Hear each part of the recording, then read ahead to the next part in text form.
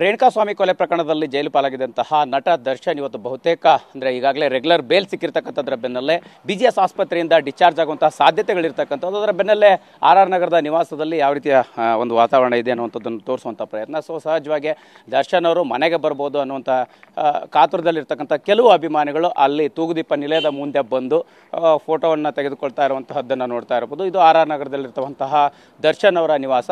ಸಾಕಷ್ಟು ದಿನಗಳಿಂದ ಈ ಒಂದು ದಿನಕ್ಕಾಗಿ ಅಂದರೆ ಕಳೆದ 6 ತಿಂಗಳಿಂದ ದರ್ಶನ್ ಅವರು ಏನೋ ಒಂದು ಪ್ರಕರಣದಲ್ಲಿ ಜೈಲು ಪಾಲಾಗಿದ್ದರು. ಇವತ್ತು ಬಹುತೇಕ ಆಸ್ಪತ್ರೆಯಿಂದ ಡಿಸ್ಚಾರ್ಜ್ ಆಗಿ ಬೇಲ್ ಸಿಕ್ಕಿರ್ತಕ್ಕಂಥದ್ರ ಬೆನ್ನಲ್ಲೇ ಮನೆಗೆ ಬರುವಂಥ ಸಾಧ್ಯತೆಗಳಿರುವಂಥದ್ರ ಬೆನ್ನಲ್ಲೇ ಈಗಾಗಲೇ ಮನೆಯಲ್ಲಿ ಕೇವಲ ಅಂದರೆ ಕೆಲಸ ಮಾಡ್ತಾ ಇರುವಂಥ ಸಿಬ್ಬಂದಿ ಮಾತ್ರ ಇರುವಂಥದ್ದು. ಸೊ ಅದಾದ ನಂತರ ನೇರವಾಗಿ RR ನಗರದ ನಿವಾಸಕ್ಕೆ ಬರ್ಬೋದು ಅನ್ನುವಂತಹ ಕಾತುರದಲ್ಲಿ ಕೆಲವು ಅಭಿಮಾನಿಗಳಿರುವಂಥದ್ದು. ಬೇರೆ ಬೇರೆ ಭಾಗಗಳಿಂದ ಕೂಡ ಬಂದಿರುವಂತಹ ಸಾಧ್ಯತೆಗಳಿದೆ. ಸೊ ಇಲ್ಲಿ ಅವರ ತೂಗುದೀಪ ನಿಲಯದ ಮುಂಭಾಗದಲ್ಲಿ ನಿಂತು ಫೋಟೋ ತೆಗೆದುಕೊಳ್ತಾ ಇರುವಂತಹ ಅಭಿಮಾನಿಗಳು ಕೂಡ ಇದೆ. ಅವ್ರನ್ನ ಮಾತನಾಡಿಸುವಂಥ ಪ್ರಯತ್ನವೂ ಕೂಡ ಮಾಡೋಣ. ಸೊ ಸರ್, ಎಲ್ಲಿಂದ ಬಂದಿದ್ದೀರಾ? ದರ್ಶನ್ ಅವ್ರಿಗೆ ಎಷ್ಟು ಅಭಿಮಾನಿ ನೀವು ಅಂತ? ಸರ್, ನಾವು ದರ್ಶನ್ ಅಪ್ಪಟ ಅಭಿಮಾನಿ, ಮಧುಗಿರಿಯಿಂದ ಬಂದಿರೋದು. ನಮ್ಮ ಬಾಸರಿಲ್ಲ ತುಂಬ ಖುಷಿಯಾಗುತ್ತಿದೆ. ಆದಷ್ಟು ಬೇಗ ಮನೆಗೆ ಹುಷಾರಾಗಿ ಬರಲಿ ಅಂತ ಕೇಳ್ಕೊಳ್ತೀವಿ.